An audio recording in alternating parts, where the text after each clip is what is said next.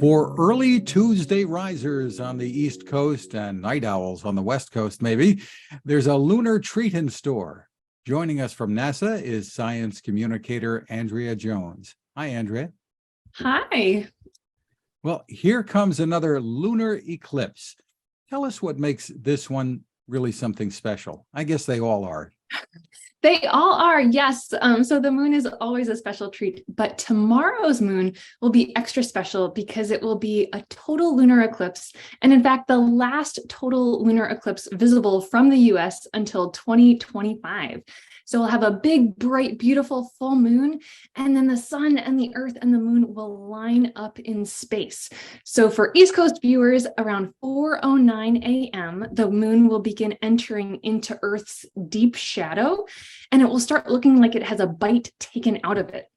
And at 5:17 a.m., the moon will pass into the darkest part of Earth's shadow, and it will turn a brilliant, bright coppery red color until a little before 6:45 a.m. And then you'll see that moon with a bite taken out of it on the other side until the moon sets. So it will get just we'll miss just the tail end of the partial on the other side, but it's going to be a great view. That's on the East Coast. I guess the West Coast isn't going to have that problem. But tell us, I understand that the moon is going to look reddish as well. Yes. Yeah. What causes that? Yeah, the moon turns red for kind of a cool reason during a lunar eclipse.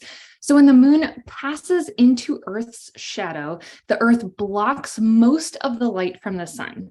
But the sunlight that does reach the moon had to travel around the edges of the Earth. So a whole lot of Earth's atmosphere was in between the sun and the moon. So if you were standing on the moon during a lunar eclipse, what you would see is a ring of red light around the Earth. And that's the red light from all of the sunrises and sunsets happening on Earth at that moment. And that is what is projected on the moon during a lunar eclipse and why it looks red to us. Have we photographed what that looks like from the moon? We have not photographed it, but we do have a scientific visualization team, and they have done an artist rendering of what it would look like. So you can actually go to NASA's website and say, what does a lunar eclipse look like from the moon?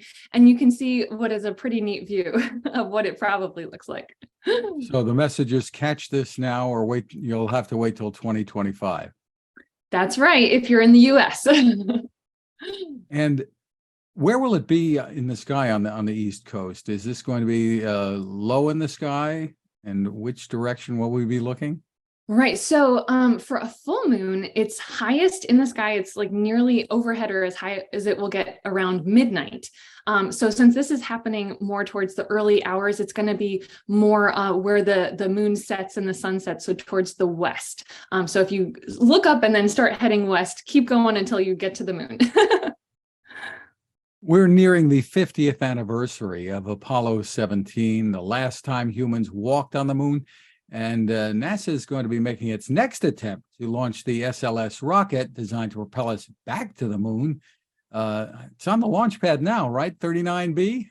It is getting ready to go. Yes. So we're heading towards the second, or not even the second, but we keep trying because, going to the moon is pretty hard. But we're going to get there and we're going to get it right and do it safely. So this time we're going to go to the South Pole this Artemis mission is just going to take people like mannequins, moonikins is what we're calling them. And we're going to check out the environment around the moon and make sure we understand the radiation environment and the effect on the astronauts and keep them safe. But soon we're going to go back with astronauts and we're going to go to the South Pole, which is a really amazing place that's going to help us understand a lot of big questions about the moon. And we're going to go with commercial entities, with international partners, and we're going to set up a long-term presence on the moon. And then we're going to take all that we learn on and around the moon and head to Mars. So it's going to be a really amazing time. And the launch of Artemis 1 is now scheduled for the 14th in about a week. So we'll keep our fingers crossed that can hold. And we know a little more about the moon these days, right? Because of the Lunar Reconnaissance Orbiter? Absolutely. So the Lunar Reconnaissance Orbiter has been orbiting the moon for a little over 13 years now. And it's really helping us understand the context of where we explored with Apollo.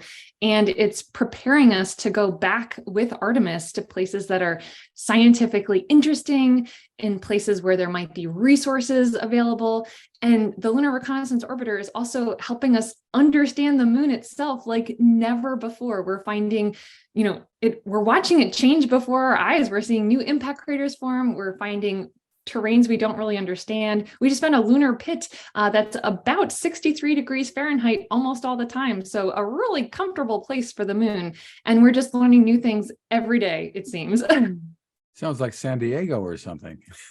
I know, amazing for the moon. So is there a place that we can go to for more information, A, about the eclipse, and B, about Artemis?